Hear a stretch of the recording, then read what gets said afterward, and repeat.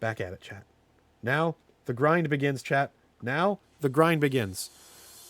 Back out in the wild, and we are going to absolutely wreck this next gym. We've got to train. We've got to train a lot of Pokemon, and they've got to go a long ways. We're going to start with Tomato Slug, the Rattata. What a silly Rattata. It is going to carry us through this game. No problem. Rattata might seem weak right now, but if we give it the time to get better, man, this is going to be a strong Pokemon. Same with everything else on this team. But now, we even have a chance to train our 2 weaker Pokemon for a little while. So Bird finally gets the chance to train and become a higher level. It might evolve into a Noctowl if it doesn't die of poison first, which it sure is trying to do. We are going to beat this run first fucking try, chat. We might have already had 6 Pokemon faint, and we probably had another one faint that I didn't count, so let me add him on. But we can still make it through this run, no problem. It will be hard. Don't get me wrong. We are going to need to do a little bit more grinding, and by a little bit more grinding, I mean there is absolutely no hope in hell that we achieve this stream's goal of beating the 5th gym, because we have to do so much grinding to get back just to the point we were at right there. We don't have anything with Flash anymore, which is going to be a bit of an issue. But that's fine. We can walk in circles for a little bit and just catch a Pokemon right at the door. And whatever this is, this will be our 6th, chat. So we're about to encounter a new friend. Let's see who it is.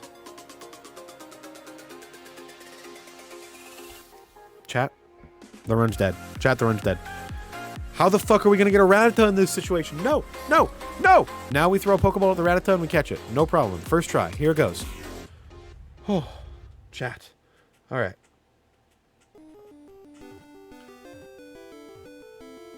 We caught it. Cool. All right, we have 2 Rattatas now. This is not ideal. Oh, right, Kay, let me tell you, this run is in a bad way. We just lost 4. We just lost most of the party to a single Mr. Mime in an ill-advised place. So now we have... This is what the party consists of, Kay. This is what the party consists of. We've got a Rattata, level 4. We have a Hoot Hoot, level 16. The party is okay. We might survive. We just have to get something better than a fucking Rattata. We have Premium, the Nidorino.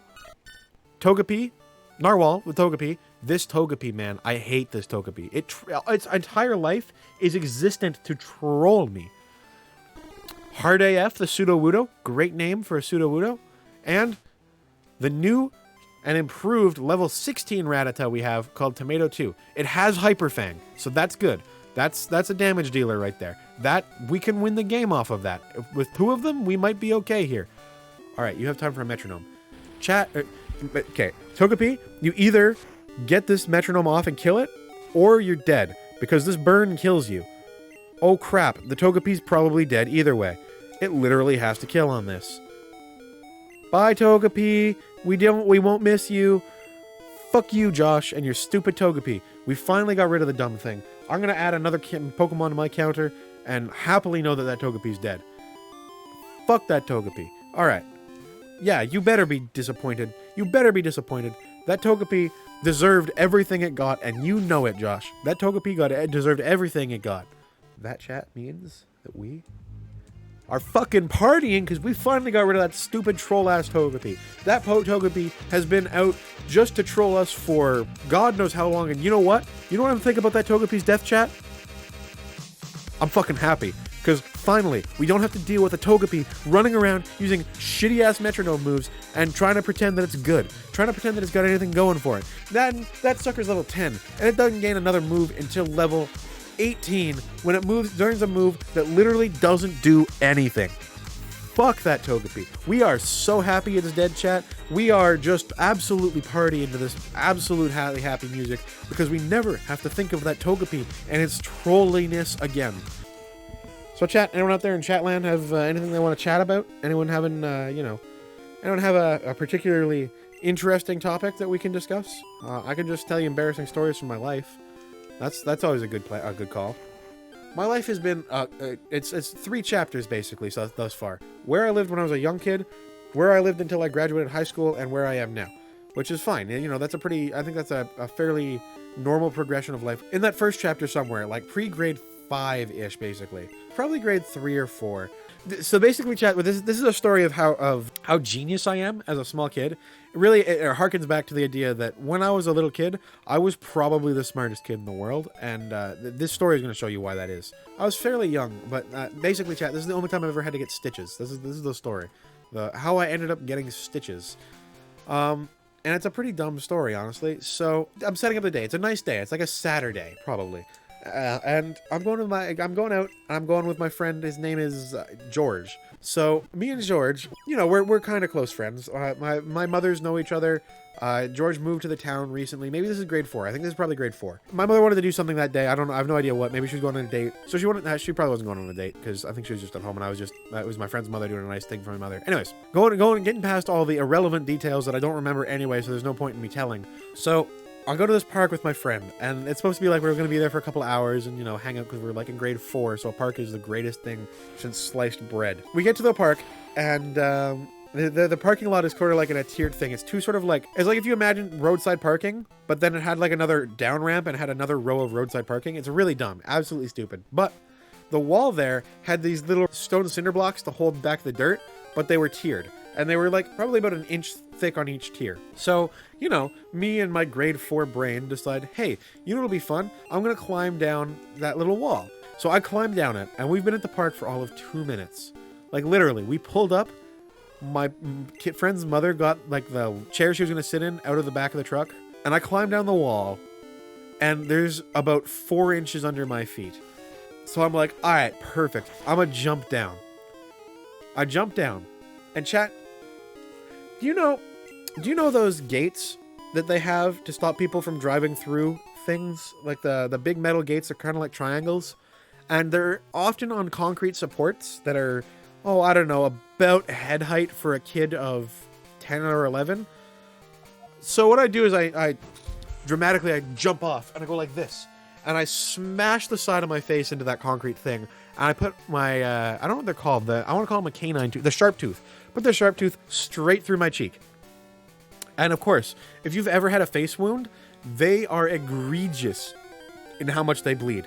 So like, I have this tiny hole. It needs a couple of stitches. And that's fine. But I'm 10, so the first thing I do is grab my face and start smearing the blood all around without realizing that's what I'm doing because my face hurts. So I go, ah! And I'm screaming because I'm a kid. And, my friend George's mother comes running over and tells me to move my hand, and I can just imagine that I move my hand and the entire half of my face is covered in blood.